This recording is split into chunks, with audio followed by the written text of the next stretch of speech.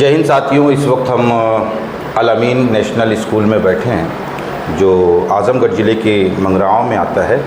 और हमारे साथ इस स्कूल के जो मैनेजर साहब हैं वो बैठे हैं, रेहान फलाही साहब। और जैसा कि इनके यहाँ कुछ 10 तारीख को प्रोग्राम है, तो हम इन्हीं से जानेंगे कि वो प्रोग्राम किस चीज़ को लेकर है। तो किस चीज़ का प्रोग्राम है सर, आप ये बता दें।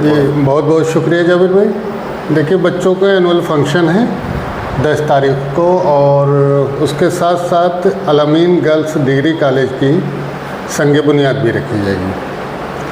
तो यही प्रोग्राम है।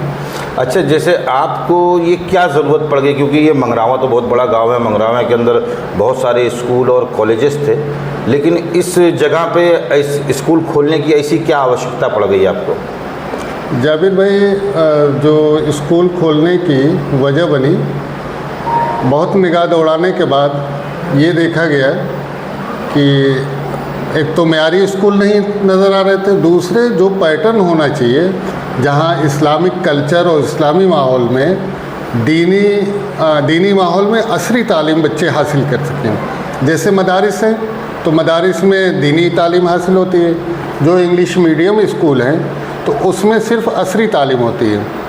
तो हमने दोनों का कम्बिनेशन पैदा करने की कोशिश की कि हम एक ऐसे स्कूल की बिना डालें, एक ऐसे स्कूल की बुनियाद डालें जहां दीनी और असरी दोनों तालीम का इम्तिजाज हो। जिस तरह से सर सैयद अहमद खां का ख्वाब था कि हमारे जो बच्चे, उनके एक हाथ में कुरान तो दूसरे हाथ में साइंस हो, उसी मिशन को सर सैयद अलैहिर्रहमा और शिबली नोमानी के मिशन को हम लोगों ने अमली जामा पहनाने की कोशिश की है।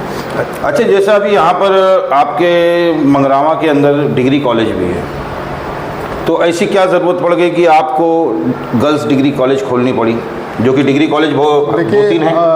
हमारे इलाके में कई गर्ल्स डिग्री कॉलेज हैं, नहीं बल्कि सॉरी कई डिग्री कॉलेज हैं, मगर बच्चियों को खोलने अभी इस वक्त आप हालात देख रहे हैं। अभी जौनपुर का आप एक वाक़या ले लें कि वहाँ हमारी बच्चियाँ जब एग्ज़ाम देने गई हैं तो उनसे नकाब उतरवाया गया, और उन बच्चियों को मैं सलाम पेश करता हूँ कि उन बच्चियों ने अपनी इज़्ज़त को, अपनी जो उनकी वो थी उसको बालाए ताक नहीं रखा, बल्कि एग्ज़ाम उसने छोड़ना गवारा किया, मगर बच्चियों ने अपने इज़्ज़त नफ्स को दाव पे नहीं लगाया।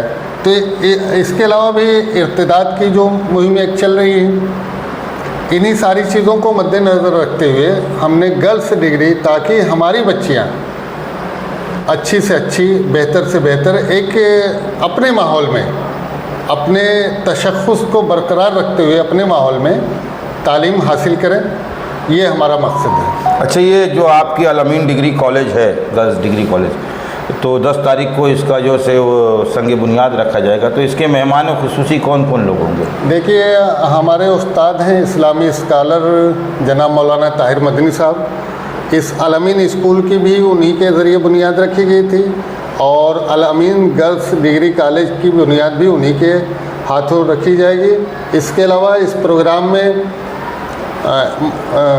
इसके सीनियर दारुल मुसन्निफ़ीन के सीनियर रफ़ीक जनाब मौलाना उमैर साहब, और उनके अलावा मोटिवेशनल स्पीकर जनाब सैयद सईद अहमद साहब इस प्रोग्राम के चीफ गेस्ट होंगे। इसके अलावा अलीगढ़ मुस्लिम यूनिवर्सिटी, इलाहाबाद यूनिवर्सिटी, मानो यूनिवर्सिटी, ये सब जो प्रोफेसर हजरात हैं वो भी तशरीफ़ ला रहे हैं, और ज़िला के जो इल्म दोस्त अहबाब हैं, माहिरीन तालीम हैं, वो भी तशरीफ़ ला रहे हैं इस प्रोग्राम में। अच्छा, जैसे अभी आप बता रहे हैं कि 10 तारीख को आपके स्कूल का एनुअल फंक्शन भी है, और 10 तारीख को अल अमीन गर्ल्स डिग्री कॉलेज की संग बुनियाद भी रखी जाएगी, तो इस बुनियाद में आपको कहीं से कुछ सहायता कि आप खुद ही उस बुनियाद पूरा कर रहे हैं अपने हिसाब से? नहीं, अभी तो हम किसी के यहाँ नहीं गए सहायता के लिए, मदद के लिए, मगर ये एक अवामी कॉलेज होगा जो हम लोगों ही के ज़रिए से इसको इंशाअल्लाह कायम करेंगे, इसलिए कि अवामी होगा तो आवाम के ज़्यादा काम आएगा, और ये हम निजी इदारा नहीं बनाना चाहते उसको। अच्छा, दूसरे एक चीज़ ये भी है, मैंने देखा है कि पहले हमारे और आपके दौर में ये चलता था कि बच्चा जैसे एक क्लास से दूसरी क्लास में गया तो वो किताबें जो, अगर मैं और आप अगर चौथी क्लास में पढ़ रहे हैं, हम पाँचवीं में गए, तो वो चौथी की किताबें तीसरी के बच्चों को काम आ जाती थी। लेकिन आज के इस दौर एक ऐसा दौर चल रहा है कि हर साल किताबें ही चेंज होती है, ऐसा क्यों?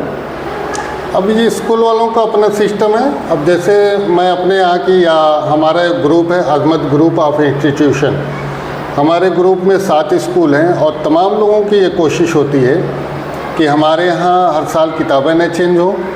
और दूसरे, जैसे ही सेशन ऑफ होता है, एग्ज़ाम ख़त्म होने के बाद स्कूल के ज़िम्मेदारान की तरफ से एक मैसेज दिया जाता है कि आपके बच्चे की जो किताब आपके काम की नहीं है वो अपने पड़ोस में किसी भी जानने वाले के हवाले कर दें, या जो भी ज़रूरतमंद है उसके हवाले कर दें। और अगर आपको कोई नहीं मिल रहा तो स्कूल पे भिजवा दें, ताकि हम जो ज़रूरतमंद हैं उनको वो किताबें प्रोवाइड करा दें, ताकि जो लोग पैसा जिनके पास नहीं है या कहीं से मजबूर हैं उनके हवाले ये किताबें की जा सकें। तो वो उस किताबों का आप लोग चार्ज भी लेते हैं कि फ्री ऑफ कॉस्ट है? नहीं, कोई चार्ज नहीं, फ्री ऑफ कॉस्ट होती है। पुरानी किताबों को कोई चार्ज नहीं होता।